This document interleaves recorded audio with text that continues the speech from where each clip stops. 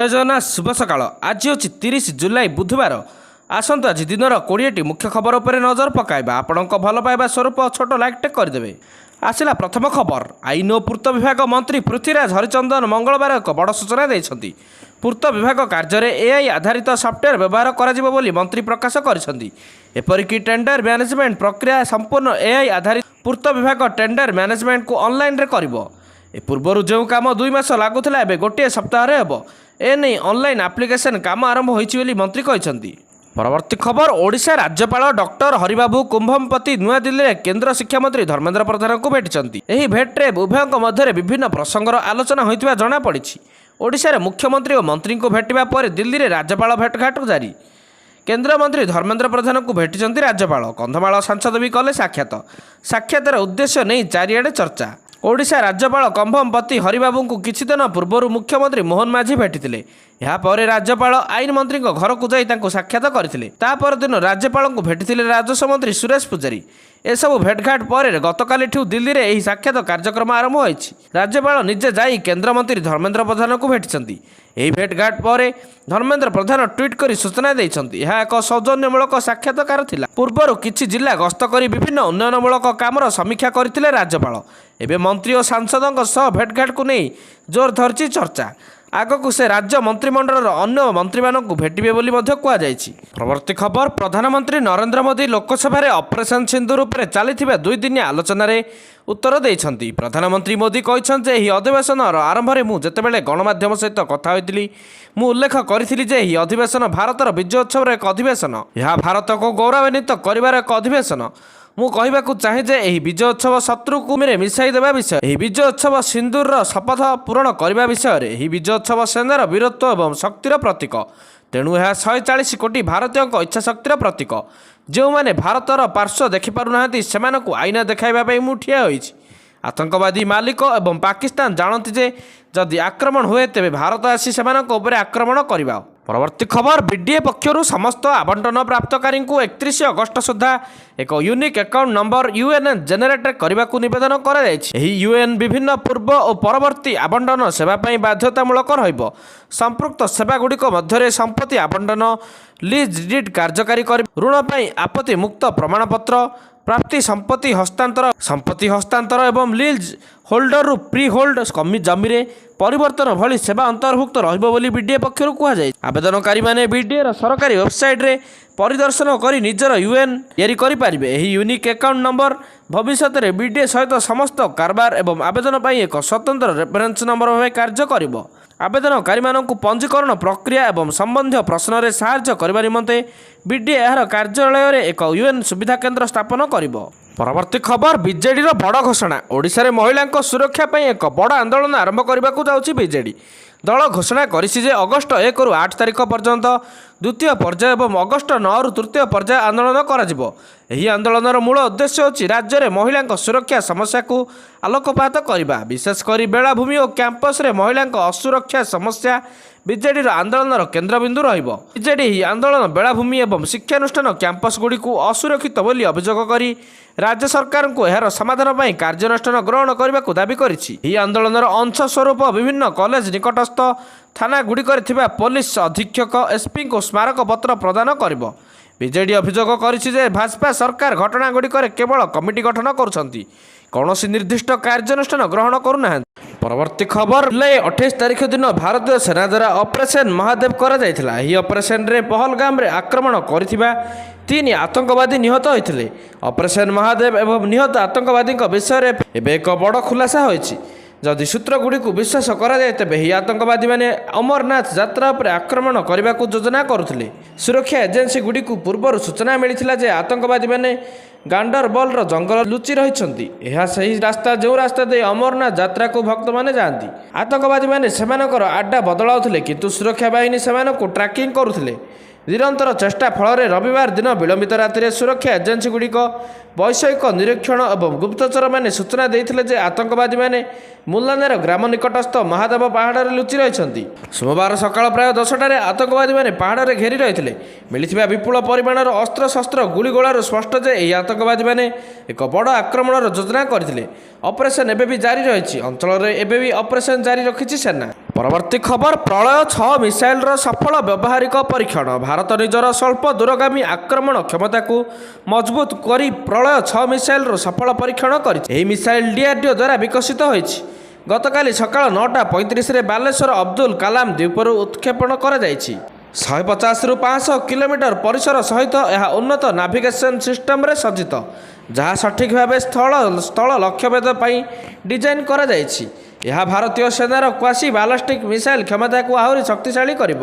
ପରବର୍ତ୍ତୀ ଖବର, MKCGରେ ଆଉ ରବିବାର ବନ୍ଦ ହେବନି ଡାୟାଲିସିସ୍। MKCG ଅଧ୍ୟକ୍ଷ ଡାକ୍ତର ଦୁର୍ଗାମାଧବ ଶତପଥୀ ଏନେଇ ସୂଚନା ଦେଇଛନ୍ତି। ଗଣମାଧ୍ୟମରେ ଖବର ପ୍ରସାରଣ ପରେ ତତ୍ପରତା ଦେଖାଇଛି MKCG ହସ୍ପିଟାଲ। ବିଭାଗୀୟ ମୁଖ୍ୟଙ୍କୁ କୈଫତ ତଲବ କଲେ ଅଧୀକ୍ଷକ। ମରାମତି ଯୋଗୁଁ ଡାୟାଲିସିସ୍ ବନ୍ଦ ଥିବା କହିଲେ ବିଭାଗୀୟ ମୁଖ୍ୟ। ତେବେ ଦକ୍ଷିଣ ଓଡ଼ିଶାବାସୀ ଚିକିତ୍ସା ପାଇଁ ନିର୍ଭରଶୀଳ ବ୍ରହ୍ମପୁର MKCG ହସ୍ପିଟାଲ ଉପରେ ଦୀର୍ଘ 50 ବର୍ଷ ଧରି MKCG ହସ୍ପିଟାଲ ଗୁରୁତର ରୋଗୀଙ୍କ ପାଇଁ ବରଦାନ ସାଜିଛି। ହେଲେ କିଛି ଦିନ ହେବ ଡାୟାଲିସିସ୍ ଘଟଣାକୁ ନେଇ ବଦନାମ ହୋଇଛି ଏହି ହସ୍ପିଟାଲ।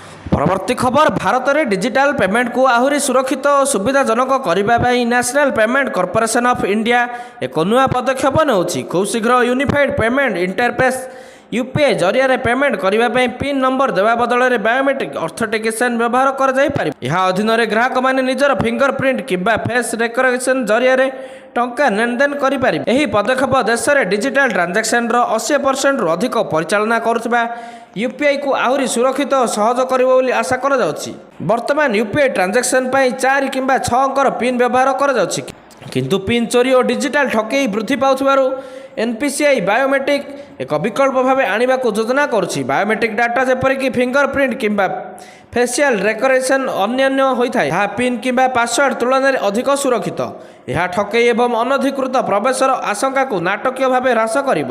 ପରବର୍ତ୍ତୀ ଖବର, ଭିକାରୀ ପାକିସ୍ତାନ। ଭାରତର ଅପରେସନ୍ ସିନ୍ଦୁର ପରେ ଦୟନୀୟ ସ୍ଥିତିରେ ଅଛି ଶତ୍ରୁ ଦେଶ ପାକିସ୍ତାନ। ସ୍ଥିତି ଏପରି ଯେ ପାକିସ୍ତାନ ଏପରି ଏକ ଦେଶ ଯେଉଁଠାରେ ପୋଲିଓ ମହାମାରୀ ଏବେ ବି ବ୍ୟାପୁଛି। ହେଲେ ପାକିସ୍ତାନ ନିଜ ଦେଶର ସ୍ଥିତି କିପରି ସୁଧାରିବ ସେ କଥା ଚିନ୍ତା ନ କରି ପାଲେଷ୍ଟାଇନଙ୍କ ପ୍ରେମରେ ପଡ଼ିଛି। ଜାତିସଂଘର ଏକ ବିଶ୍ୱସ୍ତରୀୟ ସମ୍ମିଳନୀ ସମୟରେ ପାକିସ୍ତାନର ଉପପ୍ରଧାନମନ୍ତ୍ରୀ ଏବଂ ବୈଦେଶିକ ମନ୍ତ୍ରୀ ଇସାକ୍ ତାର ପାଲେଷ୍ଟାଇନକୁ ଜାତିସଂଘର ପୂର୍ଣ୍ଣ ସଦସ୍ୟତା ପ୍ରଦାନ କରିବାକୁ ସମର୍ଥନ କରିଛନ୍ତି। ଡାରା ଇସ୍ରାଏଲର ଯୁଦ୍ଧ ଅପରାଧକୁ ଦୃଢ଼ ନିନ୍ଦା କରିଛନ୍ତି ଏବଂ ବିଶ୍ୱ ସମ୍ପ୍ରଦାୟକୁ ତୁରନ୍ତ କାର୍ଯ୍ୟାନୁଷ୍ଠାନ ଗ୍ରହଣ କରିବାକୁ ମଧ୍ୟ ଆହ୍ୱାନ କରିଛନ୍ତି। ପରବର୍ତ୍ତୀ ଖବର, ପୁରୀ ଜଗନ୍ନାଥ ମନ୍ଦିର ଭିତରକୁ ମୋବାଇଲ କ୍ୟାମେରା ସମ୍ପୂର୍ଣ୍ଣ ନିଷେଧ। ହେଲେ ଏହି 2 ଦିନ ହେବ ଶ୍ରୀମନ୍ଦିରରେ ଅନେକ ଅନିୟମିତତା ଦେଖିବାକୁ ମିଳିଛି। କାରଣ ଏବେ ସୋସିଆଲ ମିଡ଼ିଆରେ ଶ୍ରୀମନ୍ଦିରର ଭିତରର ରତ୍ନଭଣ୍ଡାର ଗୃହର ଫଟୋ ଭାଇରାଲ ହେଉଛି।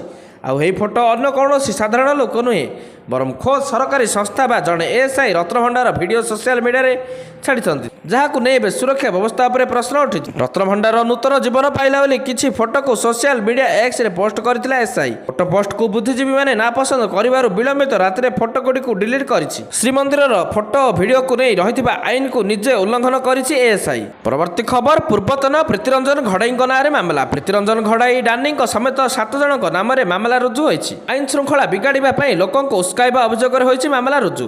ଯାଜପୁର ଜିଲ୍ଲା ଦାନଗଦି ଡୁବୁରି ରାସ୍ତାର ସିଆରିଆ ମସଜିଦ ନିକଟରେ ଗତକାଲି ଅପରାହ୍ନରେ ଏକ ବାଇକ୍କୁ ବସ୍ ଧକ୍କା ଦେଇଥିଲା। ଘଟଣାସ୍ଥଳରେ ସୁକିନ୍ଦା ଥାନା ଅଧୀନ ବନ୍ଧଗାଁ ପଞ୍ଚାୟତ ନଟିସାହିର ଅଭିମନ୍ୟୁ ମହାନ୍ତଙ୍କ ମୃତ୍ୟୁ ଘଟିଥିଲା। ସୁକିନ୍ଦା ଥାନା ରଙ୍କିଆ ଗାଁର ଲକ୍ଷ୍ମୀଧର ମହାଙ୍କୁଡ଼ା ଆହତ ହୋଇଥିଲେ। ଦୁର୍ଘଟଣା ପରେ କ୍ଷତିପୂରଣ ଦାବିରେ ରାସ୍ତାରୋକ ହୋଇଥିଲା। ପୁଲିସ ସରକାରୀ ଅଧିକାରୀଙ୍କୁ ଗାଳିଗୁଲଜ କରିବା, ଗାଡ଼ି ଜାଳିଦେବା ପାଇଁ ଧମକ ଦେବା, ରାସ୍ତାରୋକ କରିବା ଏବଂ ଆଇନ ଶୃଙ୍ଖଳା ବିଗାଡ଼ିବା ପାଇଁ ଲୋକଙ୍କୁ ଉସ୍କାଇବା ଅଭିଯୋଗରେ ପ୍ରୀତିରଞ୍ଜନ ଘଡ଼ାଇଙ୍କ ସମେତ 7 ଜଣଙ୍କ ନାମରେ ମାମଲା ରୁଜୁ ହୋଇଛି। ପରବର୍ତ୍ତୀ ଖବର, ଆଣ୍ଡାମାନ ଓ ନିକୋବର ଦ୍ୱୀପପୁଞ୍ଜରେ ମଙ୍ଗଳବାର ମଧ୍ୟରାତ୍ରିରେ 6.2 ତୀବ୍ରତାର ଏକ ଶକ୍ତିଶାଳୀ ଭୂମିକମ୍ପ ଅନୁଭୂତ ହୋଇଛି। ଜର୍ମାନ ରିସର୍ଚ୍ଚ ସେଣ୍ଟର ଫର ଜିଓସ୍ପାସିଏନ୍ସ ଅନୁସାରେ ଏହି ଭୂମିକମ୍ପ ଭୂପୃଷ୍ଠରୁ 10 କିଲୋମିଟର ଗଭୀରତାରେ ବଙ୍ଗୋପସାଗରରେ ଆଘାତ ହାନିଛି। ନ୍ୟାସନାଲ ସେଣ୍ଟର ଫର ସିସ୍ମୋଲୋଜି ଅନୁଯାୟୀ ଭୂମିକମ୍ପର କେନ୍ଦ୍ରସ୍ଥଳ ବଙ୍ଗୋପସାଗରରେ ଅବସ୍ଥିତ ଥିଲା, ଯାହାର ଅକ୍ଷାଂଶ 6.82 ଉତ୍ତର ଓ ଦ୍ରାଘିମା 93.77 ପୂର୍ବ। ଏହି ଝଟକା ମଧ୍ୟରାତ୍ରିରେ ଅନୁଭୂତ ହେବାରୁ ଅଞ୍ଚଳବାସୀଙ୍କ ମଧ୍ୟରେ ଭୟର ବାତାବରଣ ସୃଷ୍ଟି ହୋଇଛି। ତେବେ ସୌଭାଗ୍ୟବଶତଃ ଏପର୍ଯ୍ୟନ୍ତ କୌଣସି ପ୍ରାଣହାନି କିମ୍ବା ସମ୍ପତ୍ତିର କ୍ଷୟକ୍ଷତିର ଖବର ମିଳିନାହିଁ। ପରବର୍ତ୍ତୀ ଖବର, ରାଜ୍ୟ ଖାଦ୍ୟ ଯୋଗାଣ ମନ୍ତ୍ରୀ କୃଷ୍ଣଚନ୍ଦ୍ର ପାତ୍ରଙ୍କୁ ଠକିଥିବା ଅଭିଯୋଗରେ ଜଣକୁ ଗିରଫ କରିଛି ପୋଲିସ। ଗିରଫ ହୋଇଥିବା ବ୍ୟକ୍ତି ହେଉଛନ୍ତି ବଣସିଂ ଗାଁର ନିରଞ୍ଜନ ଶତପଥୀ। ଅଭିଯୋଗ ମୁତାବକ ନିରଞ୍ଜନ ମନ୍ତ୍ରୀ କୃଷ୍ଣ ପାତ୍ରକୁ ଏକ ଜମି ଦେବା ନାମରେ 25 ଲକ୍ଷ ଟଙ୍କା ଠକି ନେଇଥିଲେ। ହେଲେ ଜମି ଦେଇନଥିଲେ। ଏ ବାବଦରେ ସେ ମନ୍ତ୍ରୀଙ୍କୁ ଏକ 25 ଲକ୍ଷ ଟଙ୍କାର ଚେକ୍ ଦେଇଥିଲେ, ହେଲେ ସେ ଚେକ୍ ବାଉନ୍ସ ହୋଇଯାଇଥିଲା। ଏନେଇ ମନ୍ତ୍ରୀ ଥାନାରେ ଅଭିଯୋଗ କରିବା ପରେ ପୋଲିସ ଆଜି ନିରଞ୍ଜନକୁ ଗିରଫ କରି କୋର୍ଟ ଚାଲାଣ କରିଛି। ପରବର୍ତ୍ତୀ ଖବର, ମହାରାଷ୍ଟ୍ରରୁ ଏକ ଚାଞ୍ଚଲ୍ୟକର ଖବର ସାମ୍ନାକୁ ଆସିଛି। ଏଠାରେ ସରକାରଙ୍କ ମହତ୍ୱାକାଂକ୍ଷୀ ମୁଖ୍ୟମନ୍ତ୍ରୀ ମାଝୀ ଲାଡକି ବହିନ ଯୋଜନାରେ ଏକ ବଡ଼ ଧରଣର ଘୋଟାଲାର ପର୍ଦ୍ଦାଫାଶ ହୋଇଛି। 14,000ରୁ ଅଧିକ ପୁରୁଷ ମହିଳା ସାଜି ଏହି ଯୋଜନାରେ ଲାଭ ଉଠାଇ ସରକାରୀ ରାଜକୋଷରୁ 21.44 କୋଟି ଟଙ୍କାର ଚୂନ ଲଗାଇଛନ୍ତି। ଏହି ତଥ୍ୟ ସାମ୍ନାକୁ ଆସିବା ପରେ ରାଜ୍ୟରେ ହଇଚଇ ସୃଷ୍ଟି ହୋଇଛି। ଲାଡଲି ବେହେନ ସ୍କିମ୍ ହେଉଛି ମହିଳାଙ୍କ ବିକାଶ ପାଇଁ ମହାରାଷ୍ଟ୍ର ସରକାରଙ୍କ ଦ୍ୱାରା ଆରମ୍ଭ କରାଯାଇଥିବା ଏକ କଲ୍ୟାଣକାରୀ ଯୋଜନା। ଏହା ଅଧୀନରେ 21ରୁ 65 ବର୍ଷ ବୟସର ନିମ୍ନ ଆୟକାରୀ ଯୋଗ୍ୟ ମହିଳାମାନଙ୍କୁ ମାସିକ 1,500 ଟଙ୍କାର ଆର୍ଥିକ ସହାୟତା ପ୍ରଦାନ କରାଯାଉଛି। ଏହି ଯୋଜନା ରାଜ୍ୟରେ ମହାୟୁତି ମେଣ୍ଟକୁ ନିର୍ବାଚନରେ ସଫଳତା ଦେବାରେ ଏକ ଗୁରୁତ୍ୱପୂର୍ଣ୍ଣ ଭୂମିକା ଗ୍ରହଣ କରିଥିଲା। ରାଜ୍ୟ ମହିଳା ଓ ଶିଶୁ ବିକାଶ ବିଭାଗ ଦ୍ୱାରା କରାଯାଇଥିବା ଯାଞ୍ଚରୁ ଏହି ଚାଞ୍ଚଲ୍ୟକର ତଥ୍ୟ ସାମ୍ନାକୁ ଆସିଛି। ବିଭାଗ ଜାଣିବାକୁ ପାଇଛି ଯେ 14,298 ଜଣ ପୁରୁଷ ଭୁଲ ପରିଚୟ ଦେଇ ଯୋଜନା ପାଇଁ ପଞ୍ଜୀକରଣ କରିଥିଲେ ଏବଂ ଗତ 10 ମାସ ଧରି ସିଧାସଳଖ ନିଜ ବ୍ୟାଙ୍କ ଖାତାକୁ ନଗଦ ଲାଭ ପାଉଥିଲେ। ଏହି ଘଟଣା ଜଣାପଡ଼ିବା ପରେ ସମସ୍ତ ପୁରୁଷଙ୍କ ବ୍ୟାଙ୍କ ଖାତାକୁ ଅଚଳ କରିଦିଆଯାଇଛି। ପରବର୍ତ୍ତୀ ଖବର, ଲୋକସଭାରେ ଅପରେସନ ସିନ୍ଦୁରକୁ ନେଇ ଚର୍ଚ୍ଚା। ଗୃହରେ ବିବୃତ୍ତି ରଖିଲେ ଅମିତ ଶାହ, କହିଲେ ପହଲଗାମ ଆକ୍ରମଣରେ 3 ଆତଙ୍କୀ ନିପାତ ହୋଇଛନ୍ତି। ଅପରେସନ ମହାଦେବରେ ନିପାତ ହୋଇଛନ୍ତି। ସୁଲେମାନ ଅଫଜଲ ଜିବ୍ରାମ ନିପାତ ହୋଇଛନ୍ତି। ସେନା, ସିଆରପିଏଫ୍ ଓ ଜମ୍ମୁ ପୋଲିସର ମିଳିତ ଅପରେସନରେ ଏହା ସଫଳ ହୋଇଛି। ଏନକାଉଣ୍ଟର କରିଥିବା ସୁରକ୍ଷାକର୍ମୀଙ୍କୁ ଧନ୍ୟବାଦ। ଆତଙ୍କୀ ଆଡ୍ଡାକୁ ବି ସେମାନେ ମାଟିରେ ମିଶାଇଥିଲେ। ଆତଙ୍କବାଦୀଙ୍କ ଘରେ ପଶି ତାଙ୍କୁ ମାରିଲୁ। କେବଳ ଆତଙ୍କବାଦୀକୁ ହିଁ ଟାର୍ଗେଟ୍ ଥିଲା। ଜଣେ ବି ସାଧାରଣ ଲୋକଙ୍କ ଜୀବନ ଯାଇନି। ଯାହାର ଯେମିତି ଚଷମା ତାହାର ଦୃଷ୍ଟିଭଙ୍ଗୀ ସେମିତି। କେନ୍ଦ୍ର ଗୃହମନ୍ତ୍ରୀ ଅମିତ ଶାହ କହିଛନ୍ତି ଯେ ଅପରେସନ ସିନ୍ଦୁର ଦ୍ୱାରା ଏପରି ଶିକ୍ଷା ଦିଆଯାଇଛି ଯେ କେହି ଦୀର୍ଘ ସମୟ ପର୍ଯ୍ୟନ୍ତ ଏପରି ଘଟଣା ଘଟାଇବାକୁ ସାହସ କରିବେ ନାହିଁ। ପୂର୍ବତନ ଗୃହମନ୍ତ୍ରୀ ପି ଚିଦାମ୍ବରମ ପ୍ରଶ୍ନ ଉଠାଇଛନ୍ତି ଯେ ଆତଙ୍କବାଦୀମାନେ ପାକିସ୍ତାନ ଥିଲେ ବୋଲି କ'ଣ ପ୍ରମାଣ ଅଛି? ମୁଁ ଚିଦାମ୍ବରକୁ କହିବାକୁ ଚାହୁଁଛି କି ଆମ ପାଖରେ ପ୍ରମାଣ ଅଛି ଆତଙ୍କବାଦୀ ପାକିସ୍ତାନର ବୋଲି। ଦେଶ ଦେଖିଛି ପାକିସ୍ତାନକୁ ବଞ୍ଚାଇବାକୁ କେମିତି ଷଡ଼ଯନ୍ତ୍ର ହେଉଛି।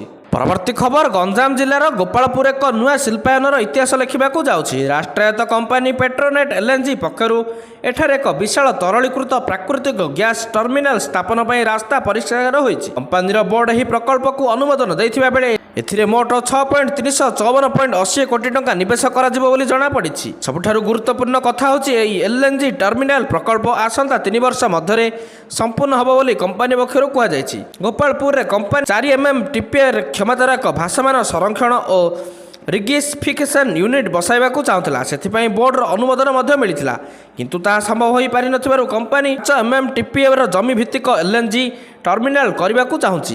ଆଜିର ଶେଷ ଖବର, ବାଂଲାଦେଶରେ ଥମୁନି ହିନ୍ଦୁଙ୍କ ଉପରେ ଅତ୍ୟାଚାର। ରଙ୍ଗପୁର ସହରସ୍ଥିତ ବାଲପାରା ଗାଁରୁ 30 ହିନ୍ଦୁ ପରିବାର ଗାଁ ଛାଡ଼ିଛନ୍ତି।